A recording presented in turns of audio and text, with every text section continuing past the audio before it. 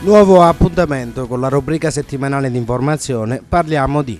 Nella puntata in onda a partire da domenica prossima, ospiti del professor Giuseppe Carpanzano, due istituti scolastici della città di Favara, ovvero il liceo Martin Luther King e l'istituto comprensivo Bersagliere Urso, presenti in studio i due dirigenti scolastici, rispettivamente Salvatore Pirrera e Brigida Lombardi.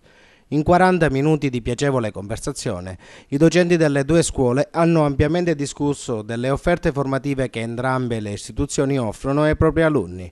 A testimoniare la propria esperienza curricolare, gli allievi del liceo Martin Luther King.